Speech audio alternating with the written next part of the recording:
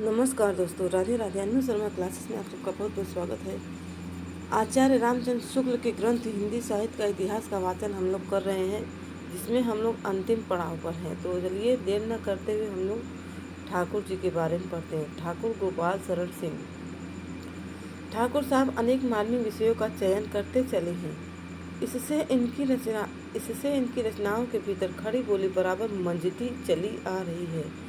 इन रचनाओं का आरंभ संवत 1971 से होता है। अब तक इनकी रचनाओं के 5 संग्रह निकल चुके हैं। तो कितने संग्रह निकल चुके हैं? अब तक इनके संग्रह तो 5 संग्रह। ठीक है दोस्तों।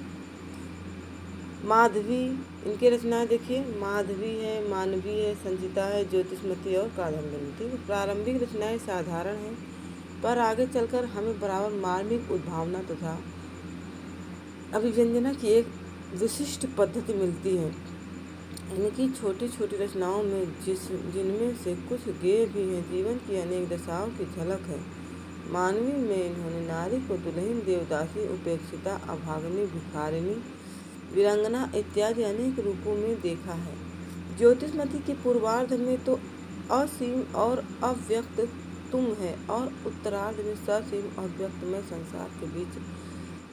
इसमें प्रायः उन्हीं भावों की व्यंजना है जिनकी छायावाद के भीतर होती है, पर ढंग बिल्कुल अलग, अर्थात रहस्य दर्शियों का सा न होकर भोले भाले भक्तों का सा है। कवि ने प्रार्थना भी की है, पृथ्वी पर ही मेरे पद हों, दूर सदा आकाश रहे, है ना। व्यंजना को गूढ़ बनाने के लिए कुछ असंबद्धता लाने, नितांत अपेक्षित पद या वाक्य भी छोड़ देने, अत्यंत अस्फुट संबंध के आधार पर उपलक्षणों का व्यवहार करने का प्रयत्न इनकी रचनाओं में नहीं पाया जाता।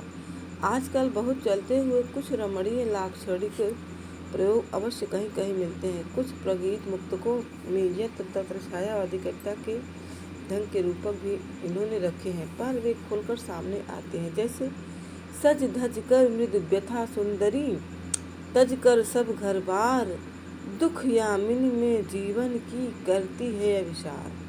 उस अनंत के साथ अपना अटल संबंध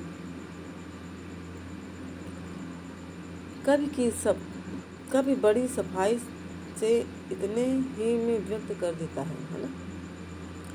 तू अनंत द्वितीय प्रकाश है, मैं हूँ मलिन अंधेरा, पर सदैव संबंध अटल है, जग में तेरा मेरा, मेरा तेरा। उदय अस्त तब तेरा साथी, मैं ही हूँ इस जग में, मैं तुझमें ही मिल जाता हूँ, होता जहाँ सवेरा।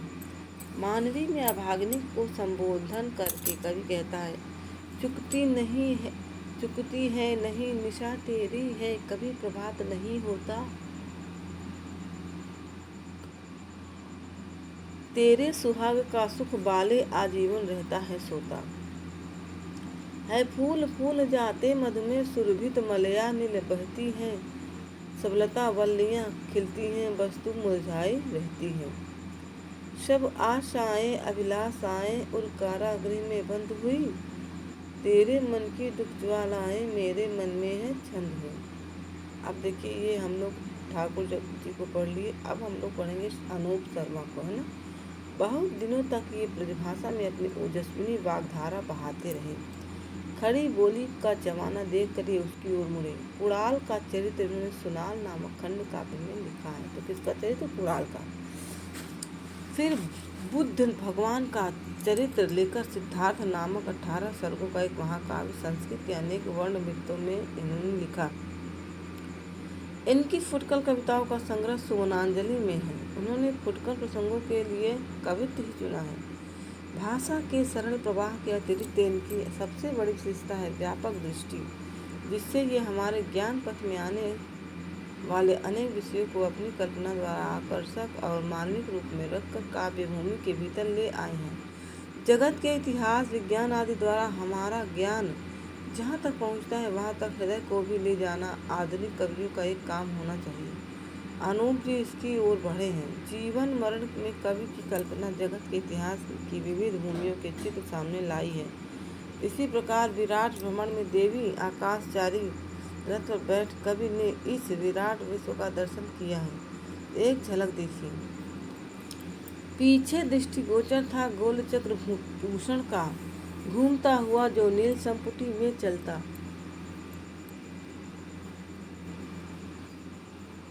मानो जलयान के वितल पृष्ठभाग मध्य आता चला फेन पीत सा उबलता।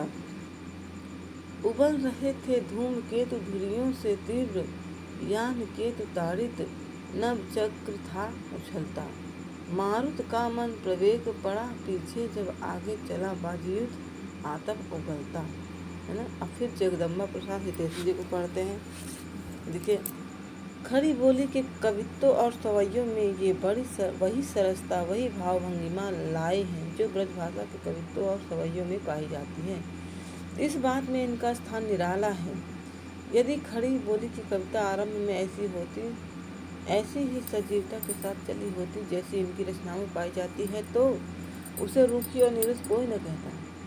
रचनाओं का रंग रूप अनूठा और आकर्षक होने पर भी अजनबी नहीं है। शैली वही पुराने उस्तादों के कवित्व सवैयों की है, जिनमें वाग्धारा अंतिम चरण पर जाकर चमक उठती है। हितैषी जी ने अनेक काव्योपयुक्त विषय लेकर फुटकर छोटी छोटी रचनाएं की हैं, जो कल्लोलिनी और नवोदिता में संग्रहित है। अन्योक्तियाँ इनकी बहुत मार्मिक है। रचना के कुछ नमूने देखिए। ये किरण से लिया गया है। दुखनी बनी दीन कुटी में कभी, महलों में कभी महारानी बनी फूटती ज्वालामुखी तो कभी हेमकूट की देवी हिमानी बनी। चमकी बन विद्युत रौद्र कभी घन आनंद अश्रु कहानी बनी। सविता सस स्नेह सुहाग सनी कभी आग बनी कभी पानी बनी। भव सिंधु के बुद्बुद प्राणियों की तुम्हें शीतल श्वासा कहो तो, अथवा छलनी पर अंबर के उर की अभिलाषा कहो तो। घुलते हुए चंद्र के प्राण की पीड़ा भरी परिभाषा कहो तो, नभ से गिरती नखतावली के नयनों की निराशा कहो तो। परिचय से है ये। देखिए, हूँ हितैषी सताया हुआ किसी का, हर तौर किसी का विसारा हुआ। घर से किसी के हूँ निकाला हुआ, दर से किसी की दुत्कारा हुआ। नजरों से गिराया हुआ किसी का, दिल से किसी का उतारा हुआ। अजी हाल हमारा हो पूछते क्या, हूँ मुसीबत का एक मारा हुआ। तो चलिए अब श्याम नारायण पांडे जी के बारे में पढ़ते हैं। श्री श्याम नारायण पांडे, ये इम्पोर्टेंट है। इनके बारे में आपको थोड़ा ध्यान से पढ़ना पड़ेगा। ठीक है दोस्तों। इनकी पहली रचना देखिए क्या है, त्रेता के दो वीर, है ना। इन्होंने पहले त्रेता के दो वीर नामक एक छोटा सा काव्य लिखा, जिसमें लक्ष्मण मेघनाथ युद्ध के कई प्रसंग लेकर दोनों वीरों का महत्व चित्रित किया गया है। ठीक है। यह रचना हरिगीतिका तथा संस्कृत के कई वर्णवृत्तों में द्वितीय उत्थान की शैली पर है। माधव और रिमझिम नाम की इनकी दो छोटी छोटी रचनाएं हैं। इनकी ओजस्विनी प्रतिभा का पूर्ण विकास। देखिए, मोस्ट इम्पोर्टेंट है इनकी रचना हल्दी घाटी, जो कि 17 सर्गों में है। आपको एकदम माइंड कर लेना है, इसको लिख लेना है। हल्दी घाटी श्याम नारायण पांडे जी की बहुत ही प्रसिद्ध रचना है, महाकाव्य में दिखाई पड़ता है। उत्साह की अनेक अंतर्दशाओं की व्यंजना तथा युद्ध की अनेक परिस्थितियों के चित्रण से पूर्ण यह काव्य खड़ी बोली में अपने ढंग का एक ही है। युद्ध के समाकुल वेग और संघर्ष का ऐसा सजीव प्रवाहपूर्ण वर्णन बहुत कम देखने में आता है। कुछ पद्य नीचे दिए जाते हैं। देखो, सावन का हरित प्रभात रहा, अंबर पर थी घनघोर घटा। फहरा कर पंख थिरकते थे, मन भाती थी मन मोर छटा। वारिद के उर चमक दमक तड़ तड़ थी, बिजली तड़क रही। रह रह कर जल था बरस रहा, रणधीर भुजा थी फड़क रही। धरती की प्यास बुझाने को वह घर रही थी घन सेना। लहू के लिए खड़ी थी, यह हर रही थी जनसेना। नभ पर चमचम चपला चमकी, चमचम चमकी तलवार इधर। भैरव अमंद घननाद उधर, दोनों दल की ललकार इधर।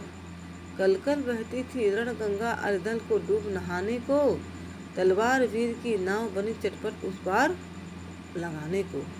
वैरी दल की ललकार गिरी, वह नागिन सी फुफकार गिरी, था शोर मौत से बचो बचो तलवार गिरी तलवार गिरी। क्षण इधर गिरी क्षण उधर गिरी, क्षण गई बाण सो उतर गई, था प्रलय चमकती जिधर गई, क्षण शोर हो गया किधर गई, है ना। आप देखिए पुरोहित प्रताप नारायण जी के बारे में पढ़ेंगे। प्रताप नारायण मिश्र जी अलग है, ये पुरोहित प्रताप नारायण अलग है, ठीक है। तो इन्होंने नल नरेश नामक महाकाव्य 19 सर्गों में रोला हरिगीतिका आदि हिंदी छंदों में लिखा है। इसकी शैली अधिकतर उस काल की है जिस काल में द्विवेदी जी के प्रभाव से खड़ी बोली हिंदी के पद्यों में परिमार्जित होती हुई ढल रही थी। खड़ी बोली की काव्य शैली में इधर मार्मिकता, भावुकता और प्रकटता का जो विकास हुआ है उसका आभास इस ग्रंथ में नहीं मिलता। अलंकारों की योजना बीच बीच में अच्छी की गई है। इस ग्रंथ में महाकाव्य की उन सब रूढ़ियों का अनुसरण किया गया है जिसके कारण हमारे यहाँ मध्यकाल के बहुत से प्रबंध काव्य कृत्रिम और प्रभाव शून्य हो गए। इस 20वीं शताब्दी के लोगों का मन विरहताप के लेपाद उपचार चंद्रोपालम इत्यादि में नहीं रम सकता। श्री मैथिली शरण गुप्त की साकेत में भी कुछ ऐसी रूढ़ियों का अनुसरण जीव बाता है। मन के मोती और नव निकुंज में प्रताप नारायण जी की खड़ी बोली की फुटकर रचनाएं संग्रहित है जिनकी शैली अधिकतर इतिवृत्तात्मक है। काव्य कानन नामक बड़े संग्रहबद्ध भाषा की भी कुछ कविताएं हैं। तो अब देखिए तुलसी राम शर्मा दिनेश जी के बारे में पढ़ेंगे। इन्होंने 272 पृष्ठों का एक बड़ा भारी काव्य ग्रंथ पुरुषोत्तम श्री कृष्ण के चरित्र के विविध अंगों को लेकर लिखा है। यह 8 अंगों में समाप्त हुआ है। इसमें कई पात्रों के मुंह से आधुनिक समय में उठे हुए भावों को व्यंजना कराई गई है। जैसे श्री कृष्ण उद्धव द्वारा गोपियों को संदेश भेजते हैं, दीन दरिद्रों के देहों को मेरा मंदिर मानो, उनके आर्त उदासों को ही बंसी का स्वर जानो। इसी प्रकार द्वारका के दुर्ग पर बैठकर कृष्ण भगवान बलराम का ध्यान कृषकों की दशा को इस प्रकार आकर्षित करते हैं, जो ढकता है जग के तन को, जो रखता लज्जा सबकी, जिस पूत पसीने द्वारा बनती है मज्जा सबकी। आज कृषक वह पिसा हुआ है, इन प्रमत्त भूपों द्वारा, उनकी घर की गायों का रे दूध बना मदिरा सहारा। पुरुषों के सब कामों में हाथ बटाने की सामर्थ्य स्त्रियां रखती हैं, यह बात रुक्मिणी कहती मिलती है। यह सब होने पर भी भाषा प्रौढ़ चलती और आकर्षक नहीं है। तो देखिए आचार्य शुक्ल की यही एक विशेषता है कि वो किसी को भी तारीफ के साथ साथ ही उसकी भर्त्सना भी कर देते हैं, ठीक है। वो चापलूसी नहीं करते, बिल्कुल तटस्थ लिखते हैं, ठीक है। तो चलिए अब हम लोग छायावाद की ओर प्रस्थान करते हैं। छायावाद सन 1970 तक किस प्रकार खड़ी बोली के पद्य में ढलकर मंजनी की अवस्था पार हुई और श्री मैथिली शरण गुप्त मुकुटधर पांडे आदि कवि खड़ी बोली काव्य को अधिक कल्पनामय, चित्रमय और अंतर्भाव व्यंजक रूप देने में प्रवृत्त हुए, यह कहा जा चुका है। उनके कुछ रहस्य भावापन्न प्रतीक मुक्तक भी दिखाए जा चुके हैं। वे किस प्रकार कार्य क्षेत्र का प्रसार चाहते थे, प्रकृति की साधारण असाधारण वस्तुओं से अपने चिर संबंध का सच्चा मार्मिक अनुभव करते हुए चले थे, इसका भी निर्देश हो चुका है। यह स्वच्छंद नूतन पद्धति अपना रास्ता निकाल ही रही थी कि श्री रविंद्रनाथ की रहस्यात्मक कविताओं की धूम हुई और कई कवि एक साथ रहस्यवाद और प्रतीकवाद या चित्रभाषावाद को ही एकांत ध्येय बनाकर चल पड़े। चित्रभाषा या अभिव्यंजन पद्धति पर ही जब लक्ष्य टिक गया तब उनके प्रदर्शन के लिए लौकिक या अलौकिक प्रेम का क्षेत्र ही काफ़ी समझा गया।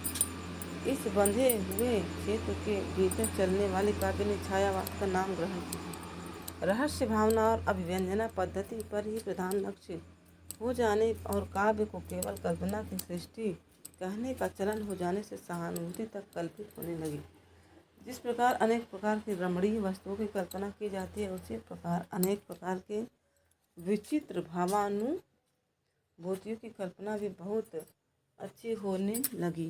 काव्य की प्रकृत पद्धति तो यह है कि वस्तु योजना चाहे लोकोत्तर हो या भावानुभूति का स्वरूप सच्चा अर्थात स्वाभाविक वासनाजन्य हो। भावानुभूति का स्वरूप भी यदि कल्पित होगा तो हृदय से उसका संबंध क्या रहेगा।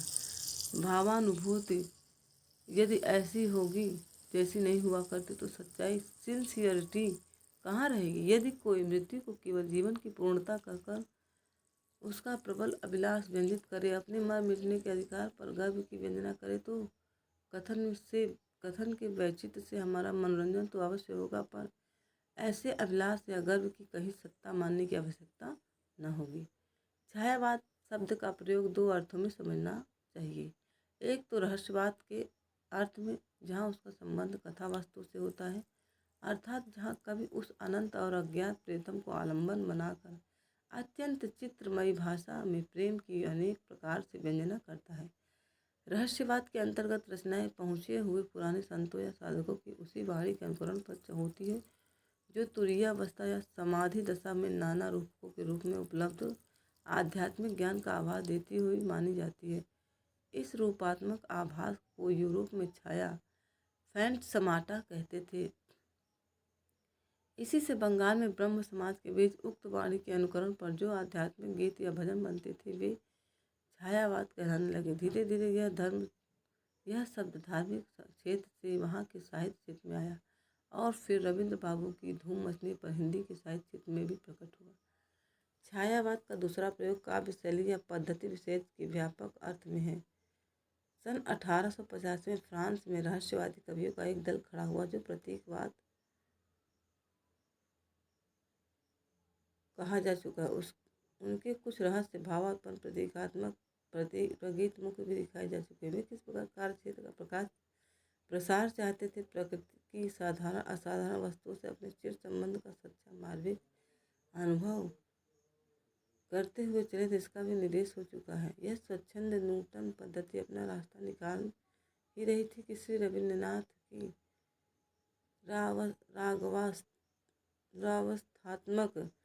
रागास्थात्मक कविताओं की धूम हुई और कई कवि एक साथ रहस्यवाद और प्रतीकवाद या चित्रभाषावाद को ही एकांत ध्येय बनाकर चल पड़े। चित्रभाषा या अभिव्यंजन पद्धति पर ही जब लक्ष्य टिक गया तब उसके प्रदर्शन के लिए लौकिक या अलौकिक प्रेम का क्षेत्र ही काफ़ी समझा गया। इस बंधे हुए क्षेत्र के भीतर चलने वाले काव्य ने छायावाद का नाम ग्रहण किया। रहस्य भावना और अभिव्यंजना पद्धति रहस्य भावना और अभिव्यंजना पद्धति पर ही प्रधान लक्ष्य हो जाने और काव्य को केवल कल्पना की सृष्टि कहने का चलन हो जाने से सहानुभूति तक कल्पित होने लगी। जिस प्रकार अनेक प्रकार की रमणीय वस्तुओं की कल्पना की जाती है, उसी प्रकार अनेक प्रकार की विचित्र भावानुभूतियों की कल्पना भी बहुत अच्छी होने लगी। काव्य की प्रकृत पद्धति तो यह है कि वस्तु योजना चाहे लोकोत्तर हो या भावानुभूति का स्वरूप सच्चा अर्थात स्वाभाविक वासनाजन्य हो। भावानुभूति का स्वरूप भी यदि कल्पित होगा तो हृदय से उसका संबंध क्या रहेगा।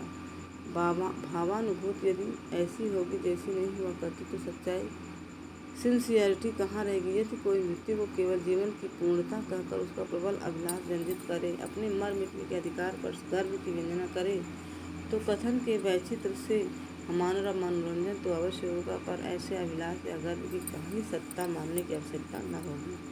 छायावाद शब्द का प्रयोग दो अर्थों में समझना चाहिए। एक तो रहस्यवाद के अर्थ में, जहाँ उसका संबंध काव्य वस्तु से होता है, अर्थात जहाँ कवि उस अनंत और अज्ञात प्रेतम को आलंबन बनाकर अत्यंत चित्रमयी भाषा में प्रेम की अनेक प्रकार से व्यंजना करता है। रहस्यवाद के अंतर्गत रचनाएं पहुँचे हुए पुराने संतों या साधुओं की उसी वाणी के अनुकरण पर होती है जो तुरीयावस्था या समाधि दशा में नाना रूपों के रूप में उपलब्ध आध्यात्मिक ज्ञान का आभास देती हुई मानी जाती है। इस रूपात्मक आभास को यूरोप में छाया फैंटसमाटा कहते थे। इसी से बंगाल में ब्रह्म समाज के बीच उक्त वाणी के अनुकरण पर जो आध्यात्मिक गीत या भजन बनते थे वे छायावाद कहलाने लगे। धीरे धीरे यह शब्द मार्मिक क्षेत्र से वहाँ के साहित्य क्षेत्र में आया और फिर रविंद्र बाबू की धूम मचाने पर हिंदी के साहित्य क्षेत्र में भी प्रकट हुआ। छायावाद शब्द का दूसरा प्रयोग काव्य शैली की पद्धति विशेष में व्यापक अर्थ में है। सन 1885 में फ्रांस में रहस्यवादी कवियों का एक दल खड़ा हुआ जो प्रतीकवादी सिम्बॉलिस्ट्स कहलाए। वे अपनी रचनाओं में प्रस्तुतों के स्थान पर अधिकतर अप्रस्तुत प्रतीकों को लेकर चलते थे। इसी से उनकी शैली की ओर लक्ष्य करके प्रतीकवाद शब्द का व्यवहार होने लगा। आध्यात्मिक या ईश्वर प्रेम संबंधी कविताओं के अतिरिक्त और सब प्रकार की कविताओं के लिए भी प्रतीक शैली की ओर वहाँ प्रवृत्ति रही। हिंदी में छायावाद शब्द का जो व्यापक अर्थ रहस्यवादी रचनाओं के अतिरिक्त और प्रकार की रचनाओं के संबंध में भी ग्रहण हुआ, वह इसी प्रतीक शैली के अर्थ में। छायावाद का सामान्यतः अर्थ हुआ प्रस्तुत के स्थान पर उस की व्यंजना करने वाली छाया के रूप में अप्रस्तुत का कथन। इस शैली के भीतर किसी वस्तु या विषय का वर्णन किया जा सकता है। छायावाद का केवल पहला अर्थात मूल अर्थ लेकर तो हिंदी काव्य क्षेत्र में चलने वाले श्री महादेवी वर्मा जी हैं। तो देखिए कह रहे हैं छायावाद का पहला अर्थात मूल अर्थ लेकर कौन चला है, तो महादेवी वर्मा जी। ठीक है। पंत प्रसाद निराला इत्यादि और सब कवि प्रतीक पद्धति या चित्रभाषा शैली की दृष्टि से ही छायावादी कहलाए। ठीक है। रहस्यवाद के भीतर आने वाली रचनाएं तो थोड़ा या बहुत सभी ने उक्त पद्धति पर की है, पर उनकी शब्द कला, वासनात्मक प्रणयोद्गार, वेदना विवृत्ति, सौंदर्य संघटन, मधुचर्या, अतृप्ति व्यंजना इत्यादि में अधिकतर नियुक्त रही। जीवन के अवसाद, विषाद और नैराश्य की झलक भी उनमें उनके मधुमय गानों में मिलती रही। इसी परिमित क्षेत्र के भीतर चित्रभाषा शैली का भी वैलक्षण के साथ दर्शन करते रहे, जैसा कि सामान्य परिचय के भीतर कहा जा चुका है। वैलक्षण लाने के लिए अंग्रेजी की लाक्षणिक पदावलियों के अनुवाद भी ज्यों के त्यों रखे जाते रहे हैं। जिनकी प्रवृत्ति लाक्षणिक वैचित्र की ओर कम थी, बंग भाषा के कवियों के ढंग पर श्रुति रंजक या नादानुकृत पदावली गुमफिर करने में अधिक तत्पर दिखाई दिए। चित्रभाषा शैली या प्रतीक पद्धति के अंतर्गत जिस प्रकार वाचक पदों के स्थान पर लक्षक पदों का व्यवहार आता है, उसी प्रकार प्रस्तुत के स्थान पर उसकी व्यंजना करने वाले अप्रस्तुत चित्रों का विधान भी, अतः अन्योक्ति पद्धति का अवलंबन भी छायावाद का एक विशेष लक्षण हुआ। यह पहले कहा जा चुका है कि छायावाद का चलन द्विवेदी काल के रूपी इतिवृत्तात्मकता की प्रतिक्रिया के रूप में हुआ है। अतः इस प्रतिक्रिया का प्रदर्शन केवल लक्षण और अन्योक्ति के प्राचुर्य के रूप में ही नहीं, कहीं कहीं उपमा और उपेक्षा के भरमार के रूप में भी हुआ है। इनमें से उपादान और लक्षणाओं को छोड़ और सब बातें किसी न किसी प्रकार की साध्य भावना के आधार पर ही खड़ी होने वाली है। साम्य को लेकर अनेक प्रकार के अलंकृत रचनाएं बहुत पहले भी होती थी तथा रीतिकाल के और उसके पीछे भी होती रही हैं। अतः छायावाद की रचनाओं के भीतर साम्य ग्रहण की उस प्रणाली का निरूपण आवश्यक है जिसके कारण उसे एक विशिष्ट रूप प्राप्त हुआ। हमारे यहाँ साम्य मुख्यतः 3 प्रकार का माना गया। सादृश्य रूप, तो इन्होंने देखो साम्य कितने प्रकार का माना है, तो ये भी आपसे अगर पूछ ले कि आचार्य शुक्ल ने साम्य को कितने रूप में माना है, तो 3 रूप में मुख्यतः माना है। सादृश्य, आकार का साम्य, साधारण गुण या क्रिया का साम्य और केवल शब्द साम्य है ना। और केवल शब्द साम्य किसको कहते हैं, तो भिन्न वस्तुओं का एक ही नाम होना शब्द साम्य कहलाता है। ठीक है। इनमें से अंतिम तो श्लेष की शब्द पीड़ा दिखाने वालों को के ही काम का रहे सादृश्य और साधारण विचार करने पर इन दोनों में प्रभाव सामने छिपा मिलेगा। सिद्ध कवियों की दृष्टि ऐसे ही अप्रस्तुतों की ओर जाती है जो प्रस्तुतों के समान ही सौंदर्य, दीप्ति, कांति, कोमलता, प्रचंडता, भीषणता, उग्रता, उदासी, अवसाद, खिन्नता इत्यादि की भावना जगाते हैं। काव्य में बंधे चले आते हुए उपमान अधिकतर इसी के हैं। केवल रूप, रंग, आकार या व्यापार को ऊपर से देखकर या नाप जोख कर भावना पर उनका प्रभाव परखे बिना वे नहीं रखी जाती थी। पीछे कवि कर्म के बहुत कुछ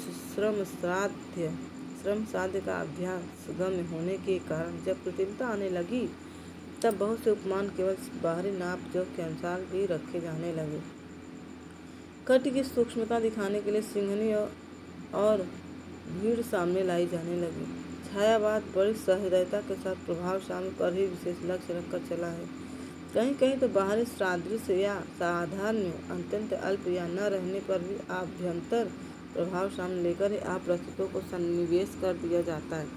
ऐसे अप्रस्तुत अधिकतर उपलक्षण के रूप में या प्रतीकवत सिंबॉलिक होते हैं, जैसे सुख, आनंद, प्रफुल्लता, यौवन काल इत्यादि के स्थान पर उनके द्योतक उषा, प्रभात, मधुकार, प्रिया के स्थान पर मुकुल, प्रेमी के स्थान पर मधु, श्वेत या शुभ्र के स्थान पर कुंद, रजत, माधुरी के स्थान पर मधु, दीप्तिमान या कांतिमान के स्थान पर स्वर्ण, विषाद या अवसाद के स्थान पर अंधकार, अंधेरी रात, संध्या की छाया, पतझड़, मानसिक आकुलता या क्षोभ के स्थान पर झंझा, तूफान, भाव तरंग के लिए झंकार, भाव प्रवाह के लिए संगीत या मुरली का स्वर इत्यादि आभ्यंतर प्रभाव साम्य के आधार पर लाक्षणिक अव्यंजनात्मक पद्धति का प्रगल्भ और प्रचुर विकास छायावाद की काव्य शैली की असली विशेषता है।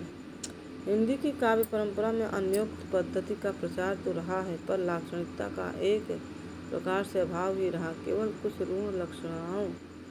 रूढ़ लक्षणाएं मुहावरे के रूप में कहीं कहीं मिल जाती थी। ब्रजभाषा कवियों में लाक्षणिक साहस किसी ने दिखाया तो घनानंद ने, ठीक है, ब्रजभाषा कवियों में लाक्षणिक साहस किसने दिखाया था?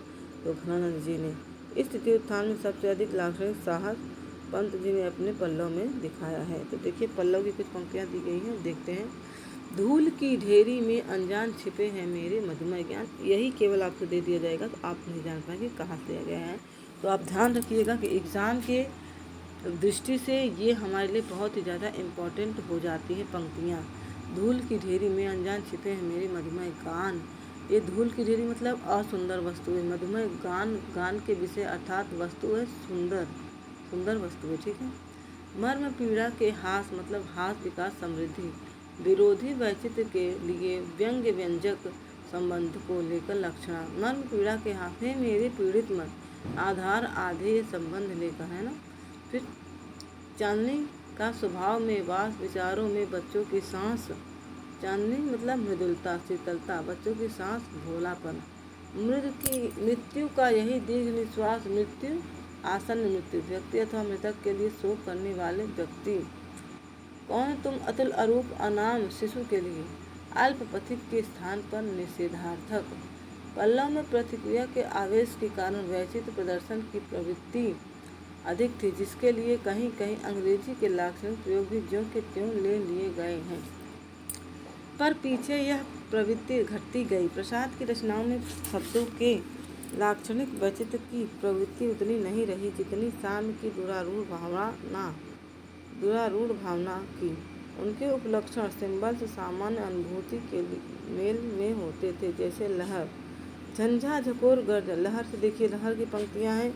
अगर आपसे पूछ लेंगे ये किसकी पंक्तियां हैं तो आपको पता होना चाहिए कि ये लहर की पंक्तियां हैं, ठीक है। झंझा, झकोर, गर्जन है, बिजली है, नीरद माला, पाकर इस शून्य हृदय को सबने आडेरा डाला, ठीक है। झंझा झकोर मतलब क्षोभ या आकुलता, गर्जन वेदना की तड़प, बिजली चमक या टीस, नीरद माला अंधकार, है ना। शून्य शब्द विशेषण के अतिरिक्त आकाशवाचक भी है, जिसमें उक्ति में बहुत सुंदर समन्वय आ जाता है।